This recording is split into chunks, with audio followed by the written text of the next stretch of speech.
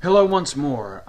Sorry it's been a long time since I've created a tutorial. I was out because of the holidays and I had broken my leg playing paintball, so I had other things on my plate. But I'm back now and we'll be creating more tutorials on a regular basis. So let's bring up the numeric requester and create a box. I already have some segments here from before. The tool remembers what you did last time, so it'll have it on there. I'm going to show you how to blow up an object using a free plugin called Crackit. Okay, so we have an object, and you can go ahead and create segments by using the arrow keys, or if you have the numeric requester open, you can change these values here and create segments this way. So I have an object and just a few segments. We want a simple object. Someone on my messages was saying that they could not create the segments using the keyboard, so I wanted to show you that you can use the numerical tool. And also, if you don't get the little blue widgets, that means you've already finalized the box. As you can see, we can manipulate these items here, but once you hit enter, the box is finished and you're stuck with polygons. Now you have to manipulate the polygons separately. We'll get to that later. Okay, so here we have an object, and very simple object. Let's go to the Utilities tab and use this L script, which I downloaded from a site called flay.com. Flay.com is a repository of all the different Lightwave plugins out there. Most of them are free, and this one, Crackit, is a free one as well, and it's an L script, so you can just use it on anything. You don't have to get a different version for Mac and PC, I think. Open the L script, and we can just use the defaults for right now. A simple object, you should just be able to use the defaults. Only thing you would probably want to change is the cross-section surface. So on the new cross-sections it's going to create, it's going to give us this surface name. And so if you want to give it a surface name that you already have, you would type that in here. And if you're getting problems with Crackit, like crashing or something like that, you might want to change, turn down the number of iterations or whatever. But hit OK, and as you'll see, it'll take this simple object and it will go ahead through there and chunk it up. As you'll see, it's creating these layers and deleting them. Okay, now we've got the original object and we've got the cracked object. And I don't need the original one right now. I'm going to Control X, Control V, so I'll just move that over here. And then I will save the object. I already have one in here actually, but I'm going to save over that. Okay, so now we have this, like if this was like a big brick wall or something, we have a wall that's all cracked up and smashed. So I'm going to send that to layout. Alright, so we have the object there. Get this light out of the way here if I can. There we go. Now as you see, when you move it around, it's all one big chunk. But actually all these different pieces inside here are not connected. So you can move the object around as one big chunk, but all the little different fractures in here are separated. So you can go ahead and blow them up here in a second. Under items, let's add a dynamic object, a collision object, and we'll just leave the default so you can't see it there. I'll move it over here, move it up here. Alright, let's bring up the properties for it, and now we'll change it. It's a bit small. I want to smash the whole thing, so I'm going to make it about 5 meters or so. I'll leave everything else the same. Move it back a little bit.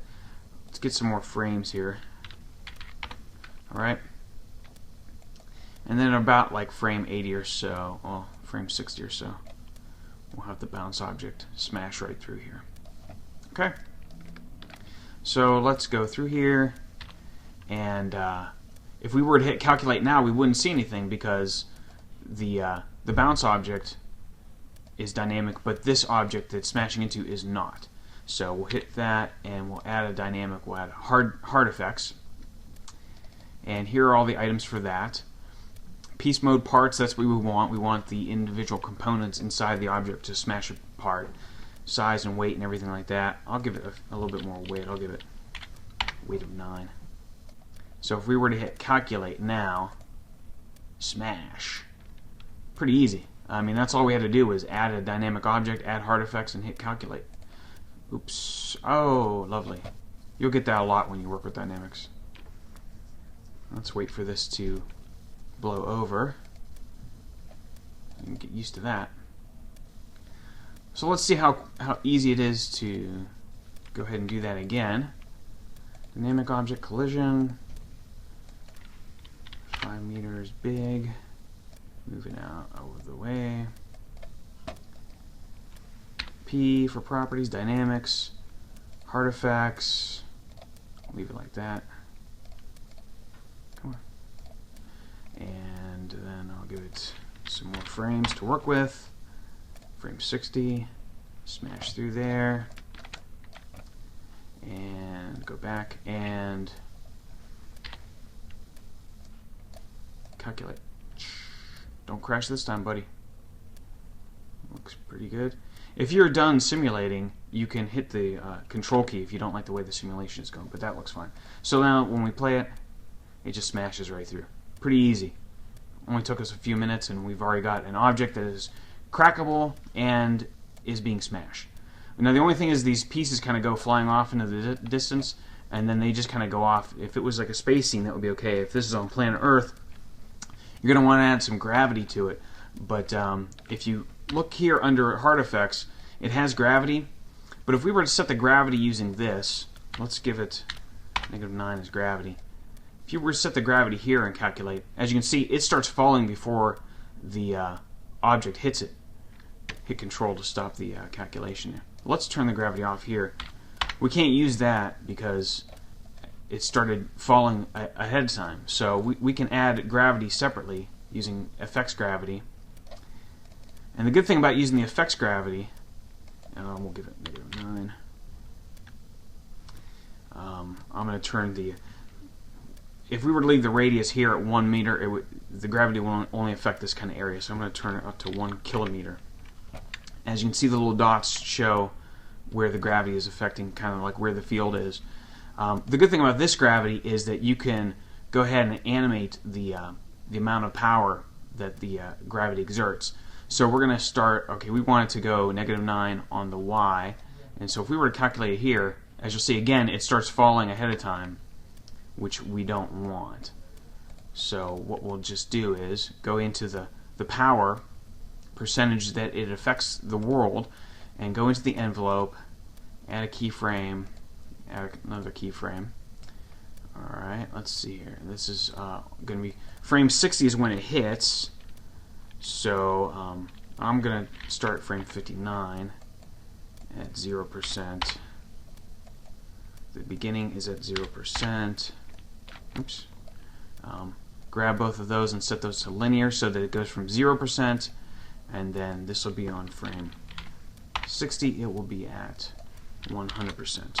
So no gravity, no gravity, no gravity, and then as soon as it gets hit, gravity starts taking over. All right, now let's see what this looks like, and hopefully we won't get a crash. Aha. It still kind of goes, but now you can see that the pieces now, the chunks are actually falling down. Before they just went off into space, and as you can see, the pieces after they get hit, they just fall on the ground. All right, and you can actually move the camera while you're doing this. So that's it. In just a few minutes here, in about 10 minutes, we've gone ahead. We've created an object. We've cracked it. We've smashed it up, and we've added gravity, and we've got it looking fairly realistic here in just a little bit of time. If you play around with the settings and the weight and the spin and all that kind of stuff, you'll be able to get it to look like whatever you want. If you want concrete, if you want glass, anything like that. I hope that helps out.